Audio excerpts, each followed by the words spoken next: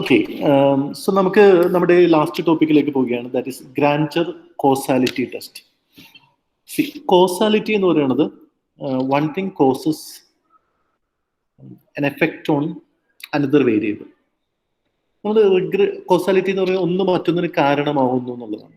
നമ്മൾ റിഗ്രഷൻ അനാലിസിസിൽ നമ്മൾ ആദ്യം പറയേണ്ട ഒരു പ്രധാനപ്പെട്ട കാര്യമുണ്ട്. നമ്മൾ റിഗ്രഷനിൽ നമ്മളൊരു ഇൻഡിപെൻഡന്റ് വേരിയബിളും ഡിപെൻഡന്റ് വേരിയബിളും തമ്മിലുള്ള റിലേഷൻസ് പഠിക്കുമ്പോൾ നമ്മൾ തുടക്കം തുടങ്ങിയ ഒരു പറയുന്ന കാര്യമുണ്ട്. ഇൻഡിപെൻഡന്റ് വേരിയബിൾസ് ഡിപെൻഡന്റ് വേരിയബിളിനെ സ്വാധീനിക്കുന്നു. അതിനെ മെഷർ ചെയ്യാൻ വേണ്ടിയാണ് നമ്മൾ ബീറ്റാസുകൾ ഉപയോഗിക്കുന്നത്, സ്ലോപ്പ് കോഎഫിഷ്യൻസ് ഉപയോഗിക്കുന്നത്. ബട്ട് വൺ തിങ്, നമ്മൾ ആ റിലേഷൻ ബീറ്റാസ് അല്ലെങ്കിൽ സ്ലോപ്പ് കോഎഫിഷ്യൻസ് സ്റ്റാറ്റിസ്റ്റിക്കലി സിഗ്നിഫിക്കൻ്റ് ആണ് എന്ന് പറയുമ്പോൾ, അതായത് നമ്മൾ ഇൻഡിപെൻഡന്റ് വേരിയബിൾസ് ഡിപെൻഡന്റ് വേരിയബിളിനെ സ്വാധീനിക്കുന്നു എന്ന് നമ്മൾ പറയുമ്പോൾ ഇറ്റ് ഡസൻറ്റ് ഇംപ്ലൈ കോസാലിറ്റി. അതായത് അത് കോസാലിറ്റീനെ ഉറപ്പുവരുത്തുന്നില്ല.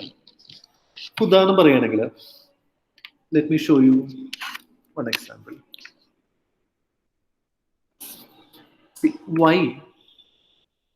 yi is equal to beta 1 plus beta 2 x2i plus ui. ഈ ഒരു മോഡൽ നമ്മൾ നോക്കിക്കഴിഞ്ഞാൽ ഇവിടെ നമുക്ക് ഇൻഡിപെൻഡന്റ് വേരിയബിൾ y ആണ്, ഡിപെൻഡന്റ് വേരിയബിൾ x ആണ്. Suppose this slope coefficient is statistically significant. നമ്മൾ നൾ ഹൈപ്പോത്തസിസിൽ നമ്മൾ പറയാം ദിസ് ഈസ് ഈക്വൽ ടു 0 എന്നായിരിക്കും നമ്മൾ പറയാം നൾ ഹൈപ്പോത്തസിസിൽ. ഓൾട്ടർനേറ്റീവ് ഹൈപ്പോത്തസിസ് നമ്മൾ എന്താ പറയാം, this is not is equal to 0. അതായത് ബീറ്റ 2 0 അല്ല. അതിൻ്റെ അർത്ഥം എന്ന് പറയുന്നത് this variable is statistically significant. Suppose we reject null hypothesis. Suppose we reject null hypothesis, which means that this is statistically significant. This is statistically significant, which means that x2 y-നെ സ്വാധീനിക്കുന്നു. നമ്മൾ ഇത് prove ചെയ്തു, റിഗ്രഷനിലൂടെ നമ്മൾ ഇത് prove ചെയ്തു. പക്ഷേ ഇത് കോസാലിറ്റീനെ prove ചെയ്യുന്നില്ല. കോസാലിറ്റി എന്ന് പറഞ്ഞാൽ എന്താണ്? ഇത് കാരണമാണ് ഇത് ഉണ്ടാവുന്നതെന്ന് നമുക്ക് ഒരു കോസാലിറ്റീനെ നമുക്ക് എസ്റ്റാബ്ലിഷ് ചെയ്യാനായിട്ട് റിഗ്രഷനിലൂടെ പറ്റില്ല. It measures the effect of x2 on y, but it does not imply causality. സാധാരണ റിഗ്രഷൻ അനാലിസിസ് നമ്മൾ പറയുമ്പോൾ റിലേഷൻ അവിടെ ഉണ്ട്, ആ റിലേഷൻ നമ്മൾ എസ്റ്റാബ്ലിഷ് ചെയ്യുന്നുണ്ടെങ്കിലും it does not imply causality. പക്ഷെ നമ്മൾ ടൈം സീരീസ് ഡാറ്റയിൽ ഗ്രാൻഡർ കോസാലിറ്റി എന്താണെന്ന് വെച്ച് കഴിഞ്ഞാൽ, പക്ഷെ നമുക്കിവിടെ ഇങ്ങനെ വേണമെങ്കിൽ പറയാം x2 ഗ്രാൻഡർ കോസസ് y1 എന്ന് പറയാറുണ്ട്. അതായത് വേറെ ഒന്നുമല്ല, ഇവിടുത്തെ കോസാലിറ്റി എന്ന് പറയുന്നത് ഈ നമ്മൾ കളക്ട് ചെയ്ത ഡാറ്റയെ ബേസ് ചെയ്തുകൊണ്ടാണ് ഈ എഫക്റ്റ് നമ്മളിവിടെ അനലൈസ് ചെയ്യുന്നത്. അതുകൊണ്ട് തന്നെ നമുക്ക് തിയററ്റിക്കലി ഈ കോസാലിറ്റി എന്ന് പറഞ്ഞാൽ ഒന്ന് മറ്റൊന്നിന് കാരണമാകും, എക്സ് വൈക്ക് കാരണമാകും. ഇത് എസ്റ്റാബ്ലിഷ് ചെയ്യാനായിട്ട് വളരെ ബുദ്ധിമുട്ടാണ്. അത് ഒരു സാമ്പിൾ സ്റ്റഡി നടത്തിയത് കൊണ്ടോ ഒന്നും നമുക്ക് തിയററ്റിക്കലി നമുക്ക് അതിന്റെ കോസാലിറ്റിനെ എസ്റ്റാബ്ലിഷ് ചെയ്യാൻ പറ്റുന്നില്ല. പക്ഷെ ടൈം സീരീസ് ഡാറ്റയുടെ ഒരു പ്രത്യേകത എന്താണെന്ന് വെച്ച് കഴിഞ്ഞാൽ, സപ്പോസ് ടൈം സീരീസ് ഡാറ്റയിൽ നമ്മൾ കാണിക്കുന്നത് ടൈം സോൺ ആണ്. ഒരു ടൈം എലമെന്റ് ടൈം സീരീസ് ഡാറ്റയിലുണ്ട്. ഉദാഹരണം പറഞ്ഞു കഴിഞ്ഞാൽ 1990 തുടങ്ങിയിട്ട് 2020 വരെയുള്ള data. That is A time series data. നമ്മളൊരു പർട്ടിക്കുലർ ആയിട്ടുള്ള വേരിയബിൾ എടുക്കുകയാണെന്നായിരിക്കും, ഇൻകം, കൺസംഷൻ, അങ്ങനെ എന്തെങ്കിലുമൊക്കെ നമ്മൾ എടുക്കുകയാണ്. അപ്പോൾ ഇൻകം കൂടിയാൽ കൺസംഷൻ കൂടും എന്ന് നമ്മൾ ആ റിലേഷനിലൂടെ ചിലപ്പോൾ എസ്റ്റാബ്ലിഷ് ചെയ്യാൻ പറ്റിയേക്കാം കളക്ട് ചെയ്യുന്ന ഡാറ്റയിലൂടെ. പക്ഷെ അത് ഇൻകമാണ് കൺസംഷൻ കൂട്ടാൻ കാരണം, കോസാലിറ്റി. അത് നമുക്ക് പൂർണ്ണമായും റിഗ്രഷനിലൂടെ എസ്റ്റാബ്ലിഷ് ചെയ്യാൻ പറ്റില്ല. പക്ഷെ ടൈം സീരീസ് ഡാറ്റയിൽ പറയുന്ന ഒരു കാര്യം, പാസ്റ്റ് വാല്യൂസ് പ്രസന്റ് വാല്യൂസ്, ഇപ്പോൾ എ ബി എന്ന് പറയുന്ന രണ്ട് ഇവന്റ് നടക്കുകയാണെന്ന് വിചാരിക്കും. എ ബി രണ്ട് ഇവന്റ്, എ എന്നുള്ള ഇവന്റ്, ബി എന്നുള്ള ഇവന്റ്. എ എന്നുള്ള ഇവന്റ് ബിക്ക് മുൻപാണ് നടക്കുന്നതെങ്കിൽ എ ബി എന്നുള്ള രണ്ട് ഇവന്റ്സ്, രണ്ട് സംഭവങ്ങൾ, ഉദാഹരണം പറഞ്ഞു കഴിഞ്ഞാൽ ഒന്ന് എ ഇൻകം കൂടുക എന്നുള്ളതായിരിക്കാം ഒരു സംഭവം, കൺസംഷൻ കൂടുക എന്നുള്ളതാണ് മറ്റൊരു സംഭവം, ബി എന്നുള്ളത്.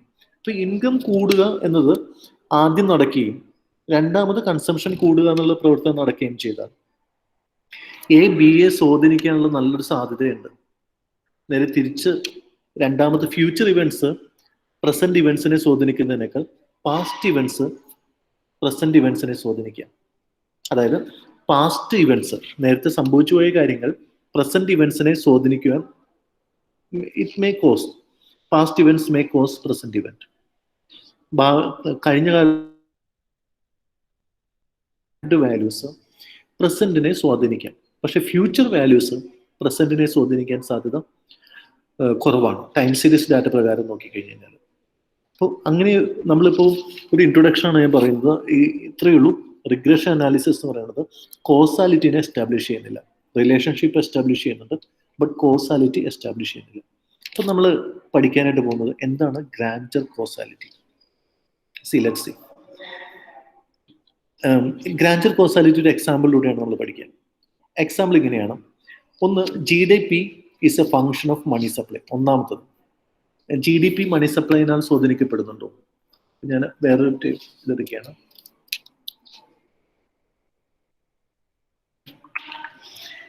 നമ്മുടെ റിലേഷൻഷിപ്പ് എങ്ങനെയാണ്?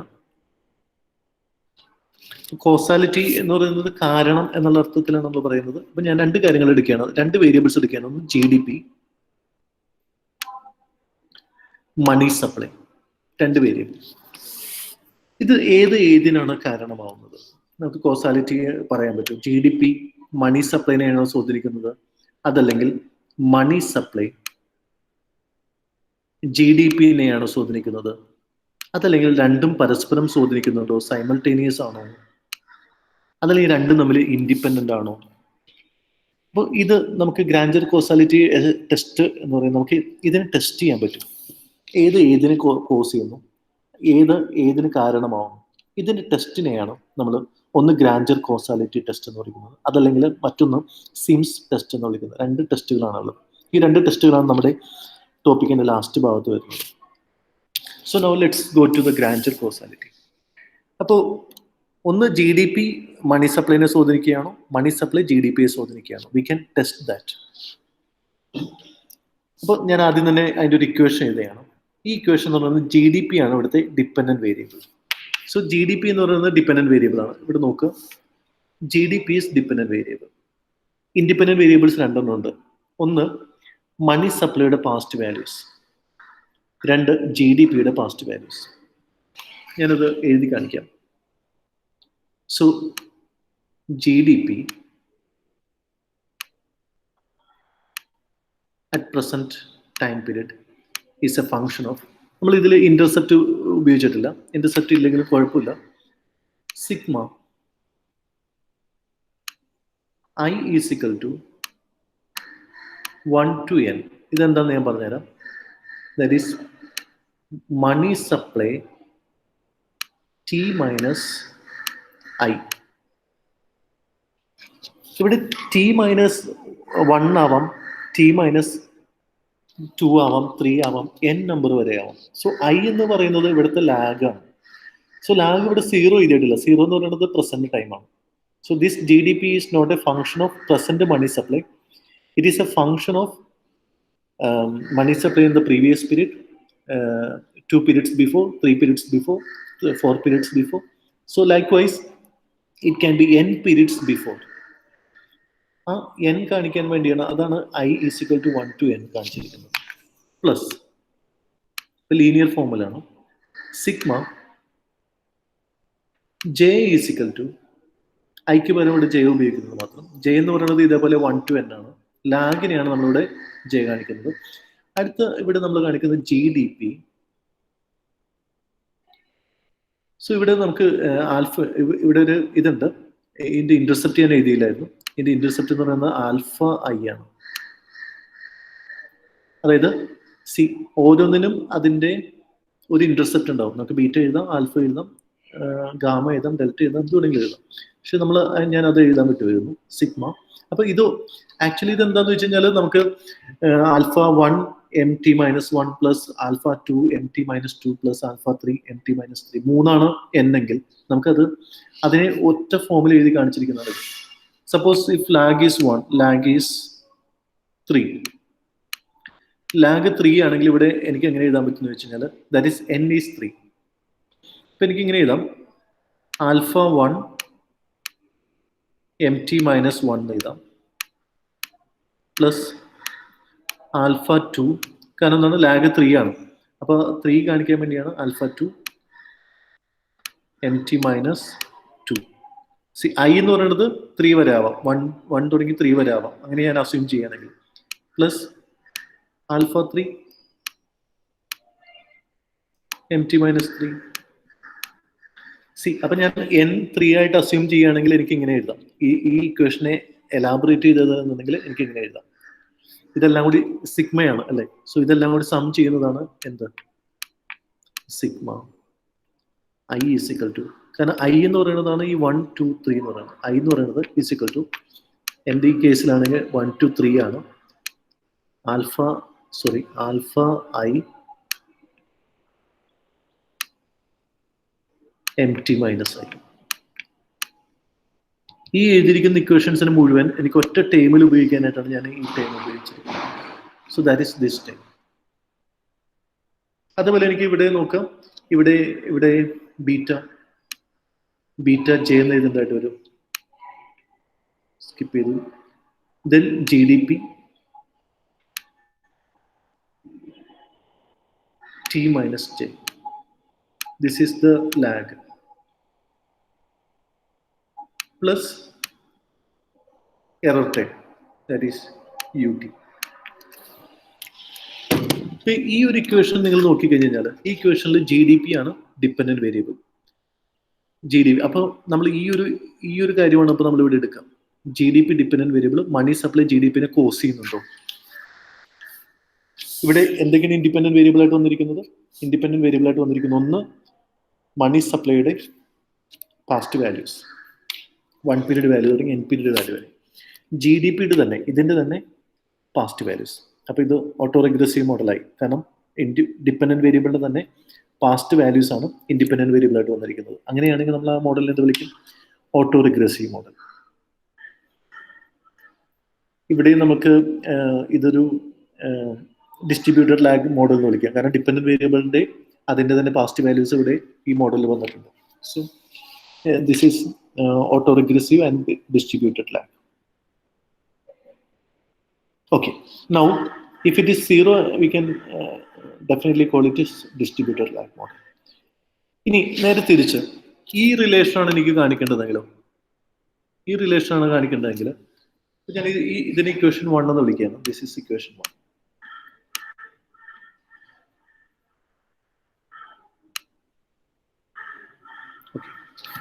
നൗ അടുത്തതിൽ എന്താണ്?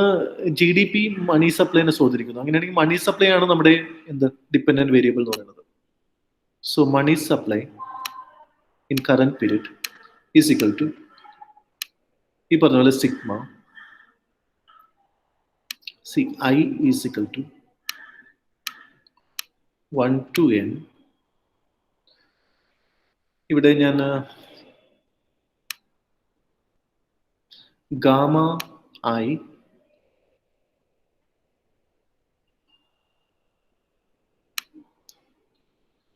M T minus I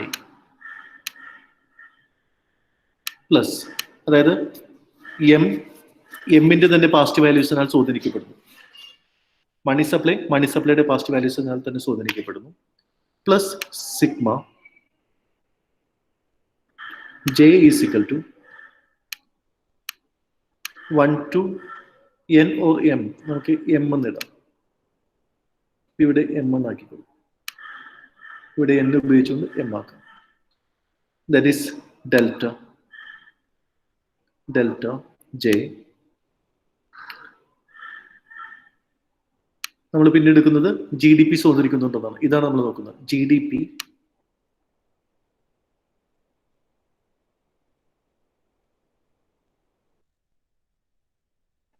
plus u2t. This is u1t. ഇത് ഇക്വേഷൻ 1 ആണ്, ഇത് ഇക്വേഷൻ 2 ആണ്. സോ സി നമ്മൾ ഇത് എന്താ ചെയ്യാൻ പോകുന്നത് വെച്ചാൽ നമ്മൾ ടെസ്റ്റ് ചെയ്യാൻ പോവുകയാണ്. ജി ഡി പി മണി സപ്ലൈനെയാണോ സ്വാധീനിക്കുന്നത്, മണി സപ്ലൈ ജി ഡി പിന്നെയാണോ സ്വാധീനിക്കുന്നത്, എന്തിനാണോ കോസാലിറ്റി ഉണ്ടാക്കുന്നത്? We can test through Granger causality test. ഈ രണ്ട് ഇക്വേഷൻ നമുക്ക് നമ്മുടെ മനസ്സിലുണ്ടാവണം. ഒന്നാമത്തെ G D P dependent variable money supply in period T അല്ല, മറിച്ച് past values of money supply as a determinant of G D P and the past G D P values as a determinant of present G D P. ഇതാണ് first equation. രണ്ടാമത്തെ ഇക്വേഷനിൽ money supply is a function of its own past values and past values of G D P. നമ്മൾ ഏതാണ് causality പോകുന്നത്? G D പിയിൽ നിന്ന് മണി സപ്ലൈയിലേക്കാണോ, money സപ്ലൈയിൽ നിന്ന് ജി ഡി പിയിലേക്കാണോ causality? There are 4 possibilities. 4 possibility ആണുള്ളത്. ആ 4 പോസിബിലിറ്റി നമുക്ക് നോക്കാം. ഒന്നാമത്തെ പോസിബിലിറ്റി എന്ന് പറയുന്നത് യൂണി ഡയറക്ഷണൽ കോസാലിറ്റി.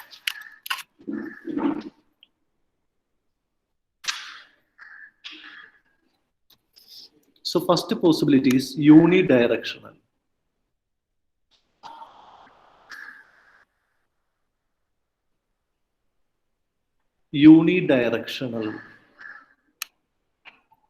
Unidirectional എന്ന് പറയുന്നത് ഒരു സൈഡിലേക്ക് മാത്രമേ ഉള്ളൂ.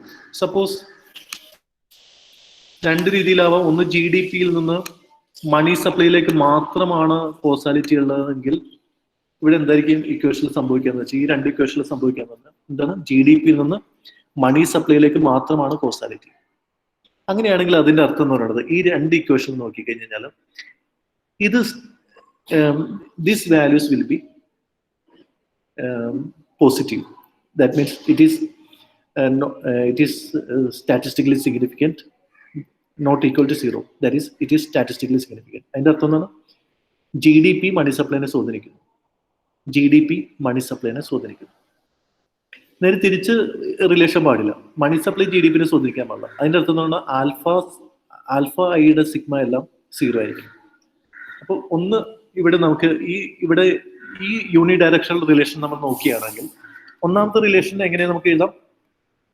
G D P money സപ്ലൈനെ സ്വാധീനിക്കണം. അതാണ് നമ്മുടെ ഫസ്റ്റ് യൂണി ഡയറക്ഷണൽ റിലേഷൻ. അങ്ങനെയാണെങ്കിൽ നമ്മൾ എഴുതേണ്ടത് സിഗ്മ ആൽഫ ജെ എന്ന് പറയുന്നത് ഈ കണ്ടീഷനിൽ ഡെൽറ്റ ജെ എന്ന് പറയുന്നത് not equal to 0, statistically significant ആണെന്ന് അർത്ഥം. അതായത് ഈ ജി ഡി പി മണി സപ്ലൈനെ എന്തായാലും സ്വാധീനിക്കുന്നുണ്ട്, ഇത് മണി സപ്ലൈനെ സ്വാധീനിക്കുന്നുണ്ട്. നേരെ തിരിച്ചെത്താൻ പാടില്ല, മണി സപ്ലൈ ജി ഡി പിനെ സ്വാധീനിക്കാൻ പാടില്ല. അതായത് ഈ സംഭവം സിഗ്മ ആൽഫ ഐ എന്ന് പറയുന്നത് 0 ആയിരിക്കും. അപ്പൊ ഈ കണ്ടീഷനിൽ നമുക്ക് രണ്ടാമത്തെ എന്ന് പറയുന്നത് sigma alpha I should be equal to 0. അതായത് അതിനെ നമ്മൾ ഗ്രൂപ്പ് ടെസ്റ്റ് ചെയ്ത് കഴിഞ്ഞാൽ ഈ ആൽഫാസ് എല്ലാം 0 ആവും. അതിന്റെ അർത്ഥം എന്ന് പറയുന്നത് മണി സപ്ലൈ ജി ഡി പിനെ സ്വാധീനിക്കുന്നില്ല, അതേസമയം G D P money supply സ്വാധീനിക്കുന്നു. That is one directional or unidirectional. This is uni direction. അപ്പൊ നമുക്ക് അങ്ങനെയാണെങ്കിൽ നമുക്ക് ഈ ഒരു കേസിൽ ഈ റിലേഷൻ ഇങ്ങനെയാണെങ്കിൽ this should be the case. ഇനി രണ്ടാമത്തെ യൂണി ഡയറക്ഷണൽ എന്താണ്? രണ്ടാമത്തെ യൂണി ഡയറക്ഷണൽ എന്ന് പറയുന്നത് money supply to G D P ആണ്. It is money supply to G D P. അങ്ങനെയാണെങ്കിൽ എന്തായിരിക്കണം case? Money supply to G D P. അപ്പോൾ മണി സപ്ലൈ ജി ഡി പിനെ സ്വാധീനിക്കണം. അങ്ങനെയാണെങ്കിൽ ഇത് സ്റ്റാറ്റിസ്റ്റിക്കലി സിഗ്നിഫിക്കന്റ് ആണ്. അപ്പൊ നമുക്ക് ഈ കേസിൽ നമുക്ക് എന്ത് ചെയ്താം? Sigma alpha I is not equal to 0. അതിന്റെ അർത്ഥം എന്ന് പറയുന്നത് ഇത് സ്റ്റാറ്റിസ്റ്റിക്കലി സിഗ്നിഫിക്കന്റ് ആണ്, ഇത് ഇതിനെ സ്വാധീനിക്കുന്നുണ്ട്. നേരെ തിരിച്ച് G D P money supply സ്വാധീനിക്കാൻ പാടില്ല. നമ്മുടെ റിലേഷൻ എന്ന് പറയുന്നത് money supply G D P ആണ്. അതിന്റെ അർത്ഥം എന്ന് പറയുന്നത് G D P money supply സ്വാധീനിക്കാൻ പാടില്ല. അതിന്റെ അർത്ഥം സിഗ്മ ഡെൽറ്റ ജെ, ഈ കേസിൽ sigma delta J statistically significant ആവാൻ പാടില്ല. അങ്ങനെയാണെങ്കിൽ ഇത് രണ്ടും യൂണി ഡയറക്ഷണൽ ആണ്. മൂന്നാമത്തെ ഒരു പോസിബിലിറ്റി എന്ന് പറയുന്നത് ബൈലാറ്ററൽ കോസാലിറ്റി ആണ്. രണ്ടുപേരും അങ്ങോട്ടും ഇങ്ങോട്ടും സ്വാധീനിക്കുന്നുണ്ട്. ബൈലാറ്ററൽ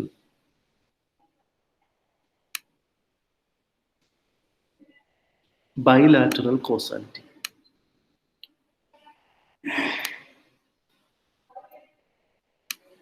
ബൈലാറ്ററൽ കോസാലിറ്റി എന്ന് പറയുന്നത് എന്താണെന്ന് വെച്ച് കഴിഞ്ഞാൽ ബൈലാറ്ററൽ കോസാലിറ്റി എന്ന് പറയുന്നത് ഈ കേസിൽ ഈ രണ്ട് കാര്യങ്ങളും സ്റ്റാറ്റിസ്റ്റിക്കലി സിഗ്നിഫിക്കൻ്റ് ആണെങ്കിൽ, ഉദാഹരണം പറഞ്ഞാൽ sigma delta I is not is equal to 0. That means lagged values of delta I എന്തിനാണ് വരുന്നത്? Delta I lagged values of GDP are statistically significant.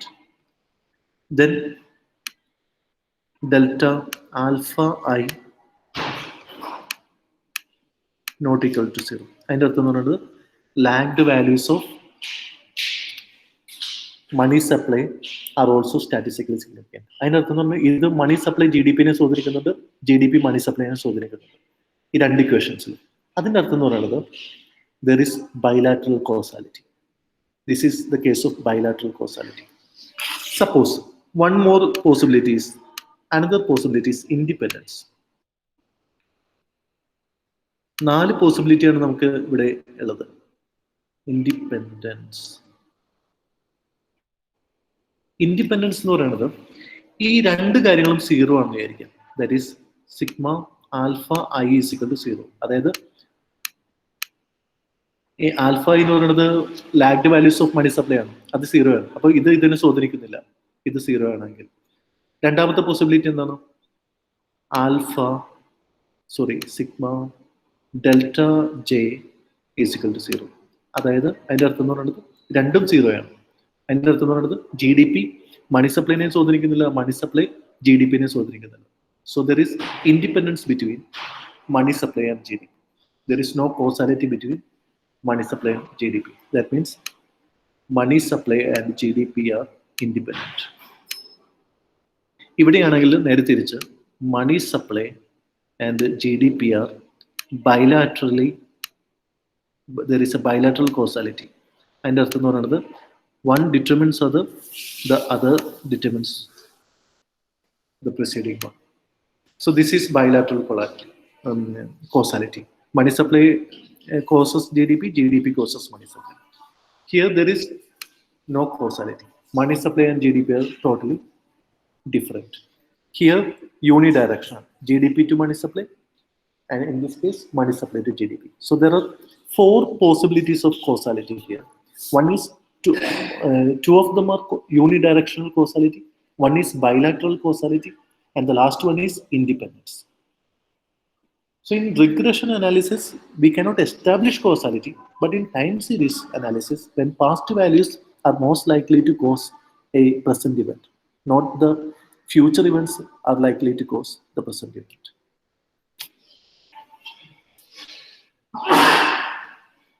So let's test grandeur causality. ഇനി 4 possibility നമ്മൾ പറഞ്ഞു. ഇനി grandeur test എങ്ങനെയാണ്? ഈ കോസാലിറ്റിനെ എങ്ങനെയാണ് നമ്മൾ എസ്റ്റാബ്ലിഷ് ചെയ്യുന്നത്? അതിന് എന്ത് ടെസ്റ്റാണ് ഗ്രാൻഡർ എന്ന് പറയുന്നത് എക്കണോമെട്രീഷ്യൻ ആണ്, അദ്ദേഹത്തിന്റെ ടെസ്റ്റാണ്. So what is grantor test?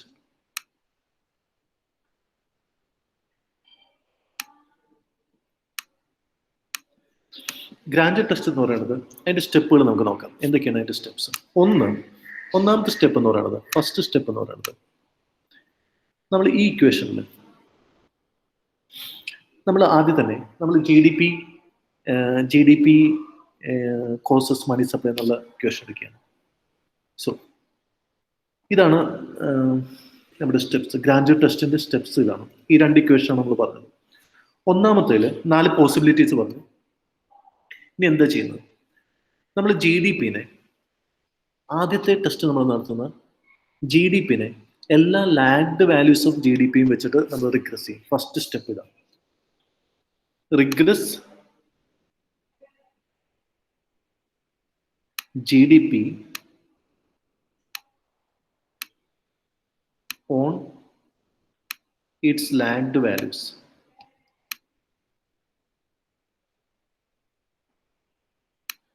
അതായത് നമ്മുടെ മോഡലിൽ അങ്ങനെയല്ല. മോഡലിൽ നമുക്ക് നമ്മുടെ മോഡൽ നോക്കിയാൽ മനസ്സിലാവും. ഇവിടെ GDP ഉണ്ട്, GDP ഡിപെൻഡന്റ് വേരിയബിൾ ആണ്, മണി സപ്ലൈ ഇൻഡിപെൻഡന്റ് വേരിയബിൾ ആണ്, past values of money supply, past values of GDP another independent variables ആണ്. നമ്മൾ ഇതിൽ ആദ്യം ചെയ്യാൻ പോകുന്നത് റെസ്ട്രിക്റ്റഡ് റിഗ്രഷൻ നടത്താൻ പോവുകയാണ്. റെസ്ട്രിക്റ്റഡ് മോഡൽ ചെയ്യാൻ പോവുകയാണ്. അതായത് നമ്മുടെ റെസ്ട്രിക്ഷൻ എന്താണ്? നമ്മൾ ഇതിനെ ഒഴിവാക്കിയാണ്. So first step എന്ന് പറയുന്നത് we regress GDP on its lagged values alone. വേറെ എന്തെങ്കിലും വേരിയബിൾസ് ഉണ്ടെങ്കിൽ അതും അതിൻ്റെയും നമ്മൾ ഉപയോഗിക്കാം. പക്ഷേ നമ്മളിപ്പോൾ പ്രധാനമായിട്ടും നമ്മൾ GDP അതിൻ്റെ തന്നെ ലാഗ്ഡ് വാല്യൂസിനാൽ നമ്മൾ റിഗ്രസ് ചെയ്യാൻ നമ്മുടെ റിലേഷൻഷിപ്പ് എന്ന് പറയുന്നത്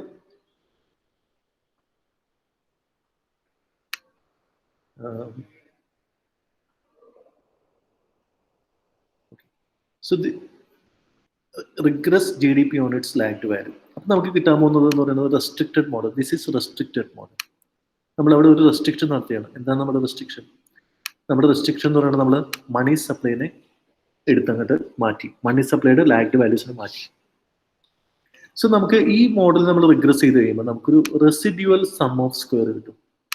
റെസിഡ്യുവൽ സം ഓഫ് സ്ക്വയർ നമ്മൾ ഏത് എസ്റ്റിമേഷൻ നടത്തിയാലും OLS ആണ് ചെയ്യുന്നതെങ്കിൽ അതല്ലെങ്കിൽ ഏത് മെത്തേഡ് ഉപയോഗിച്ച് നമുക്ക് ഒരു റെസിഡ്യുവൽ സം ഓഫ് സ്ക്വയർ കിട്ടും. ഇതിനെ നമ്മൾ വിളിക്കുന്നത് restricted residual sum of square എന്നാണ്. എന്തുകൊണ്ട് നമ്മൾ റെസ്ട്രിക്റ്റഡ് എന്ന് വിളിച്ചു? ബിക്കോസ് നമ്മളിവിടെ ഒരു റെസ്ട്രിക്ഷൻ കൊണ്ടുവന്നിട്ടുണ്ട്. ആ റെസ്ട്രിക്ഷൻ കൊണ്ട് ഇതിനെ നമ്മൾ ഒഴിവാക്കി. രണ്ടാമത്തെ സ്റ്റെപ്പ് എന്ന് പറയുന്നത് നമ്മൾ ഈ GDP-നെ ലാഗ്ഡ് വാല്യൂസ് ഓഫ് GDP-യും നമ്മൾ അതേപോലെ തന്നെ ഈ മോഡലിൽ അതേപടി തന്നെ നമ്മൾ റിഗ്രസ് ചെയ്യും. ഇത് അൺറെസ്ട്രിക്റ്റഡ് ആണ്. കാരണം ഇതും നമ്മൾ ഉൾപ്പെടുത്തി, ഇതും നമ്മൾ ഉൾപ്പെടുത്തി. ആദ്യം നമ്മൾ എന്താ ചെയ്തത്? ഇതിനെ നമ്മൾ ഒഴിവാക്കിയിരുന്നു.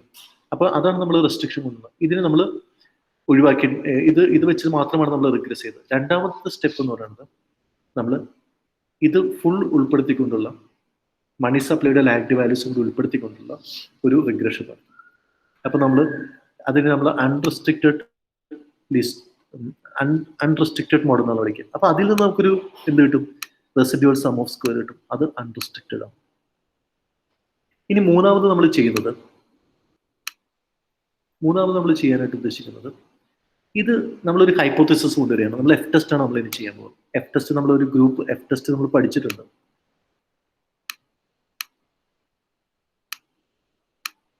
F ടെസ്റ്റിലെ ഹൈപ്പോത്തിസിസ് ഇങ്ങനെയാണ്. നൾ ഹൈപ്പോത്തിസിസ് എന്ന് പറയുന്നത് sigma alpha I equal to 0. ഇത് എന്തുകൊണ്ടാന്ന് വെച്ച് കഴിഞ്ഞാൽ ഇവിടെ നമ്മൾ റിലേഷൻ പഠിക്കാൻ പോകുന്നത് നമ്മൾ കോസാലിറ്റി എസ്റ്റാബ്ലിഷ് ചെയ്യാൻ നോക്കുന്നത് ഇത് ഇതിലേക്കുള്ള കോസാലിറ്റിയാണ് നമ്മളിപ്പോൾ നോക്കുന്നത്. ഇത് ഇതിലേക്കുള്ള കോസാലിറ്റി. അപ്പൊ ഇതിനെ നമ്മൾ 0 ആയിട്ടാണ് നമ്മൾ ഹൈപ്പോത്തിസിസ് ചെയ്യുന്നത്. ഇത് നൾ ഹൈപ്പോത്തിസിസ് ആണ്. അപ്പോൾ ഓൾട്ടർനേറ്റീവ് ഹൈപ്പോത്തിസിസ് എന്ന് പറയുന്നത് എന്തായിരിക്കും? ഓൾട്ടർനേറ്റീവ് ഹൈപ്പോത്തിസിസ് എന്ന് പറയുന്നത് sigma alpha I is not equal to 0. അതായത് സ്റ്റാറ്റിസ്റ്റിക്കലി സിഗ്നിഫിക്കൻ്റ് ആണ് ഇത് മണി സപ്ലൈയുടെ പാസ്റ്റ് വാല്യൂസ്. ഇനി F ടെസ്റ്റ് നടത്താനായിട്ട് നമ്മൾ ഉപയോഗിക്കുന്ന മാർഗം എന്ന് പറയുന്നത് F ടെസ്റ്റ് നടത്താനായിട്ട് നമ്മൾ നാലാമത്തെ സ്റ്റെപ്പ് എന്ന് പറയുന്നത് നമ്മൾ RSS ഇവിടെ നമ്മൾ റെസ്ട്രിക്റ്റഡ് RSS നിന്ന് ഇത് F ടെസ്റ്റിന്റെ ഇക്വേഷൻ ആണ്. ഞാനത് ഇവിടെ എഴുതാം. RSS ഓഫ് റെസ്ട്രിക്റ്റഡ് ഇക്വേഷൻ ഇത് നമുക്ക് ഫസ്റ്റ് കിട്ടിയിട്ടുണ്ട് minus RSS of unrestricted equation divided by the number of restriction. Number of restriction എന്ന് പറയുന്നത് നമ്മൾ ഇവിടെ എന്ത് റെസ്ട്രിക്ഷൻ ആണ് എടുത്തത്? മണി സപ്ലൈയുടെ ലാഗ്ഡ് വാല്യൂസിനെല്ലാം ഒഴിവാക്കി. ആ എണ്ണം വെച്ച് നമ്മൾ ഡിവൈഡ് ചെയ്യും. The whole divided by RSS of unrestricted divided by degree of freedom, that is n minus k. Unrestricted equation ഉപയോഗിച്ചിരിക്കുന്ന പാരാമീറ്റേഴ്സിനെ എല്ലാം നമ്മൾ k ആയിട്ട് കൂട്ടാം. So this is our F value. ഇതാണ് നമ്മുടെ കാൽക്കുലേറ്റഡ് F value. ഇപ്പം ഈ മെത്തേഡ് നമ്മൾ ഓൾറെഡി പഠിച്ചിട്ടുണ്ട്. ഏത്? ഇപ്പം ഞാൻ എഴുതിയിരിക്കുന്ന ഈ മെത്തേഡ് നമ്മൾ ഓൾറെഡി പഠിച്ചിട്ടുള്ളതാണ്. F ടെസ്റ്റ് പഠിച്ചിട്ടുള്ളതാണ്. ഇനി നമുക്ക് ചെയ്യേണ്ടത് നമ്മൾ ഇതാണ് നമ്മുടെ ഹൈപ്പോത്തിസിസ്. നമ്മൾ ഉദ്ദേശിക്കുന്നത് മണി നമ്മുടെ ഈ എന്തിന്റെ വേരിയബിൾ ആയിരുന്നത്? ഈ മോഡലിൽ മണി സപ്ലൈയുടെ ലാഗ്ഡ് വാല്യൂസിന്റെ വേരിയബിൾ ആണ് ആൽഫ I. അത് സ്റ്റാറ്റിസ്റ്റിക്കലി സിഗ്നിഫിക്കൻ്റ് ആണോ എന്നാണ് നമ്മൾ ടെസ്റ്റ് ചെയ്യുന്നത്. ഇപ്പൊ F ടെസ്റ്റ് ഉപയോഗിക്കാണ്. ഇനി അടുത്ത എന്താണ് ഇതിന്റെ? ഇപ്പൊ നമുക്കൊരു ക്രിട്ടിക്കൽ F വാല്യൂ കൂടി കിട്ടണം, എന്നാലേ നമുക്ക് കമ്പയർ ചെയ്യാനായിട്ട് പറ്റും. So this is calculated F value. Critical F value നമ്മൾ കാൽക്കുലേറ്റ് ചെയ്യുന്നത് ഞാൻ FC എന്ന് എഴുതിയാണ്. FC ഇത് നമ്മൾ രണ്ട് കാര്യങ്ങൾ നോക്കിയിട്ടാണ് നമ്മൾ നോക്കുക. ഒന്ന് ഡിഗ്രി ഓഫ് ഫ്രീഡം, രണ്ട് ഡിഗ്രീസ് ഓഫ് ഫ്രീഡം നമ്മൾ നോക്കണം. ഒന്ന് എം ന്യൂമറേറ്ററിൽ ഉപയോഗിച്ചിരിക്കുന്ന ഡിഗ്രി ഓഫ് ഫ്രീഡം നോക്കാം, ഡിനോമിനേറ്ററിൽ ഉപയോഗിച്ചിരിക്കുന്ന ഡിഗ്രി ഓഫ് ഫ്രീഡം നോക്കാം.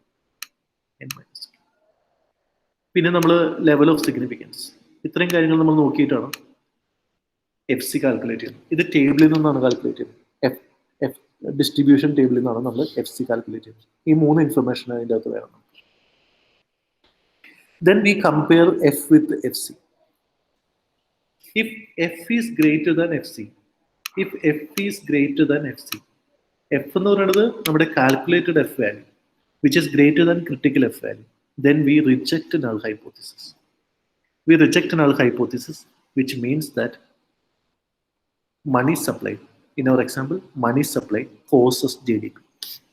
So we can test, it is a granted test for establishing causality between M and GDP. എന്താ ചെയ്തത്? ആദ്യം തന്നെ ഒരു റെസ്ട്രിക്റ്റഡ് മോഡൽ റൺ ചെയ്യാം. ഞാൻ ഒന്നുകൂടി പറയാമത്. ഇതാണ് നമ്മുടെ രണ്ട് ഇക്വേഷൻ. നമ്മൾ ആദ്യം തന്നെ ഒരു കോസാലിറ്റിയാണ് നമ്മൾ ഇവിടെ എസ്റ്റാബ്ലിഷ് ചെയ്യാൻ നോക്കുന്നത്. That is M to GDP. Here M to GDP എന്നുള്ളതാണ് നമ്മൾ എസ്റ്റാബ്ലിഷ് ചെയ്യുന്നത്. അപ്പോൾ ഇതിനെയാണ് നമ്മൾ എഫ് ടെസ്റ്റ് ചെയ്യാൻ നടത്താനായിട്ട് പോകുന്നത്. അപ്പോൾ ആദ്യം തന്നെ നമ്മൾ എന്ത് ചെയ്യും? ഒരു റെസ്ട്രിക്റ്റഡ് മോഡൽ റൺ ചെയ്യും. അപ്പോൾ ഇത് ഒഴിവാക്കും. എന്നിട്ട് ഇത് മാത്രം വെച്ചിട്ട് നമ്മൾ ഇതിനെ റിഗ്രസ് ചെയ്യും. അപ്പോൾ നമുക്ക് അതിൽ നിന്ന് നമുക്ക് എന്ത് കിട്ടും? ഒരു RSS ഓഫ് റെസ്ട്രിക്റ്റഡ് കിട്ടും. പിന്നെ നമ്മൾ രണ്ടാമത്തത് അൺറെസ്ട്രിക്റ്റഡ് നമ്മൾ നടത്തും. അൺറെസ്ട്രിക്റ്റഡ് എന്ന് പറയുന്നത് ഈ ഫുൾ വേരിയബിൾസ് നമ്മൾ ഇൻക്ലൂഡ് ചെയ്യും. അതാണ് അൺറെസ്ട്രിക്റ്റഡ് മോഡൽ. അപ്പോൾ അതിൽ നിന്ന് നമുക്കൊരു residual sum of square of unrestricted model കിട്ടും. Then finally we apply F test. F ടെസ്റ്റിന്റെ ഹൈപ്പോത്തിസിസ് ഇതാണ്. ഈ നമ്മൾ റെസ്ട്രിക്റ്റഡ് മോഡലിൽ നമ്മൾ ചെയ്തത് എന്താണ്? ഇതിനെ ഒഴിവാക്കിയാണ് ചെയ്തത്. നമ്മൾ ഇതിനെ ഒഴിവാക്കി. അപ്പോൾ ഇത് സ്റ്റാറ്റിസ്റ്റിക്കലി സിഗ്നിഫിക്കൻ്റ് ആണോ എന്നതാണ് നമ്മൾ ടെസ്റ്റ് ചെയ്യുന്നത്. അപ്പോൾ അതിനുവേണ്ടി നമ്മുടെ ഹൈപ്പോത്തിസിസ് എന്ന് പറയുന്നത് sigma alpha I is equal to 0. ഇതൊരു ഗ്രൂപ്പ് ടെസ്റ്റ് ആണ്. കാരണം ഐ എന്ന് പറയുന്നത് 1 to n ആവാം. ഇത് ടെസ്റ്റ് ചെയ്യാനായിട്ട് നമ്മൾ ഉപയോഗിക്കുന്നത് എഫ് ടെസ്റ്റ് ആണ് ഉപയോഗിക്കുന്നത്. അപ്പോൾ അതിൻ്റെ നൾ ഹൈപ്പോത്തിസിസ് എന്ന് പറയുന്നത് ദിസ് ഈസ് ഈക്വൽ ടു 0. അപ്പോൾ നമ്മൾ എഫ് വാല്യൂ കാണാനായിട്ട് എന്ത് ചെയ്തു? റെസ്ട്രിക്റ്റഡ് ആയിട്ടുള്ള റെസിഡ്യൂവിൽ നിന്ന് അൺറെസ്ട്രിക്റ്റഡ് ആയിട്ടുള്ള റെസിഡ്യൂവിൽ കുറച്ചിട്ട് അതിന് നമ്മൾ എം വെച്ചിട്ട്, എം എന്ന് പറയുന്ന നമ്പർ ഓഫ് റെസ്ട്രിക്ഷൻ. ഇവിടെ 2 ലാഗാണ് മണി സപ്ലൈക്ക് ഉള്ളതെങ്കിൽ this will be 2.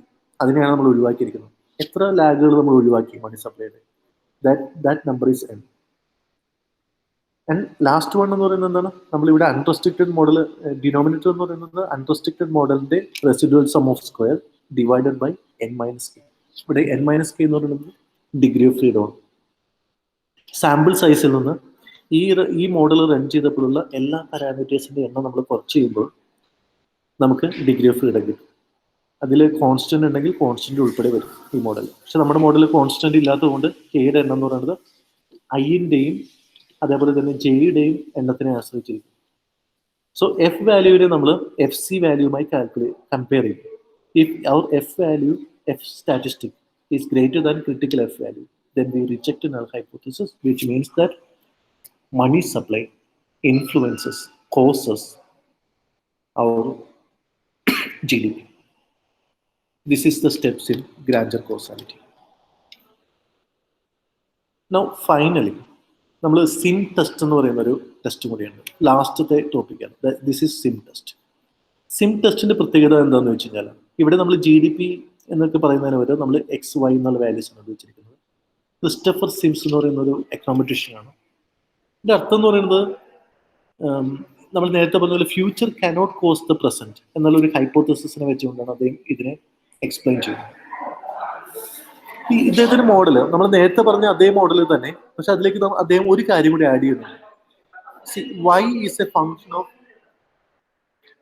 Lagged values of X and lagged values of Y. അതിന്റെ കൂടെ നമ്മൾ ലീഡ് വാല്യൂസും കൂടി നമ്മൾ ആഡ് ചെയ്യുകയാണെങ്കിൽ അതിനെയാണ് സിം ടെസ്റ്റ് എന്ന് വിളിക്കുക. ലീഡ് വാല്യൂസ് എന്ന് പറയുന്നത് ഫ്യൂച്ചർ വാല്യൂസിനെയാണ് നമ്മൾ ലീഡ് വാല്യൂസ് എന്ന് വിളിക്കുന്നത്. ഇവിടെ വൈൻ്റെ കൂടെ എക്സും എക്സിന്റെ പാസ്റ്റ് വാല്യൂസും എക്സിന്റെ ലീഡ് വാല്യൂസും നമ്മൾ ആഡ് ചെയ്യുന്നു. നേരെ തിരിച്ച് രണ്ടാമത്തെ മോഡൽ നോക്കാം. എക്സിനെ നമ്മൾ എക്സിന് എന്തിന്റെ ഫംഗ്ഷൻ ആയിട്ടാണ് റിഗ്രസ് ചെയ്യുന്നത്? എക്സിന്റെ തന്നെ പാസ്റ്റ് വാല്യൂസ് ആയിട്ടും വൈയുടെ പാസ്റ്റ് വാല്യൂസും വൈയുടെ തന്നെ ഫ്യൂച്ചർ വാല്യൂസിനെയും ആഡ് ചെയ്യും. അപ്പൊ ഇതിന്റെ അർത്ഥം എന്ന് പറയുന്നത് ഈ മോഡലിന്റെ അകത്തേക്ക് ഇപ്പൊ ഇവിടെയാണ് GDP ആണെങ്കിൽ ഇവിടെ നമ്മൾ MT-I പകരം അതിനോടൊപ്പം തന്നെ നമ്മൾ MT+I കൂടി ചേർക്കുകയാണെങ്കിൽ അത് ലീഡ് വേരിയബിൾസ് ആണ്. ഇവിടെയാണെങ്കിൽ M is a function of GDP T-J പകരം അതിനോടൊപ്പം തന്നെ GDP+J കൂടി നമ്മൾ ആഡ് ചെയ്യുകയാണെങ്കിൽ അത് ലീഡ് വാല്യൂസ് ആണ്, ലീഡ് വേരിയബിൾസ് ആണ്. ഇത് ലാഗ്ഡ് വേരിയബിൾസ് ആണെങ്കിൽ ഇഫ് വി +I എന്ന് ചേർക്കുമ്പോൾ അല്ലെങ്കിൽ +J എന്ന് ചേർക്കുമ്പോൾ T+ എന്ന് പറയുന്നത് ഫ്യൂച്ചർ വാല്യൂസ് ആണ്.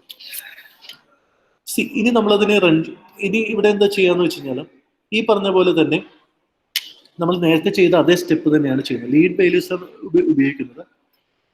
നമ്മൾ ആദ്യത്തെ സ്റ്റെപ്പ് എന്താണെന്ന് വെച്ച് കഴിഞ്ഞാൽ നമ്മൾ റെസ്ട്രിക്റ്റഡ് മോഡലാണ്. അതിൽ നമ്മൾ ലീഡ് വാല്യൂസിനെ ഒഴിവാക്കിക്കൊണ്ട് നമ്മൾ റിഗ്രസ് ചെയ്യും. എന്നിട്ട് അതിൽ നിന്ന് നമ്മൾ എന്ത് ചെയ്യും, അതിന്റെ restricted residual sum of square എടുക്കും. രണ്ടാമത്തെ ഇതാണ് നമ്മൾ റെസ്ട്രിക്റ്റഡ് എന്ന് പറയുന്നത്, റെസ്ട്രിക്റ്റഡ് റിഗ്രഷൻ. അതിൽ നമ്മൾ ലീഡ് വാല്യൂസിനെ ഒഴിവാക്കും. രണ്ടാമത്തെ ഇക്വേഷനിൽ നമ്മൾ ലീഡ് വാല്യൂസിനെ കൂടി ഉൾപ്പെടെയുള്ള ഇക്വേഷൻ റെസ്റ്റ് ചെയ്യും. അതിൽ നിന്ന് നമ്മൾ റെസിഡ്യുവൽ സം ഓഫ് സ്ക്വയർ കിട്ടും. അതാണ് അൺറെസ്ട്രിക്റ്റഡ് RSS എന്ന് പറയുന്നത്. ദെൻ നമ്മൾ ചെയ്തേക്കുന്ന പോലെ തന്നെ എഫ് ടെസ്റ്റിനെ നമ്മൾ നടത്തും. Critical F test, critical value നമുക്ക് ഫൈൻഡ് ചെയ്യാം. അത് ടേബിളിൽ നിന്നാണ് ഫൈൻഡ് ചെയ്യുന്നത്. നമ്മൾ നേരത്തെ ചെയ്ത അതേ സ്റ്റെപ്പ് തന്നെ. എഫ് എന്ന് പറയുന്നത് RSS of restricted minus RSS of unrestricted divided by number of restrictions, whole divided by RSS of unrestricted model divided by degree of freedom. ഇവിടെ നമ്മൾ F test, if this calculated F is greater than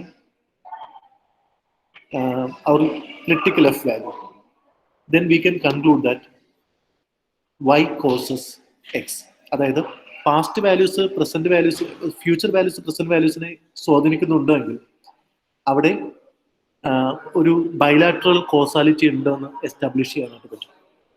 and this is the method by Sims test. ഞാൻ Sims test ഞാൻ കുറച്ച് സ്പീഡിലായി പോയി എടുത്തത്. But if you have any doubt you can call me. This is our last topic. അടുത്ത ക്ലാസ്സിൽ ഞാൻ നിങ്ങളുടെ ഡൗട്ടുകൾ ക്ലിയർ ചെയ്യാം.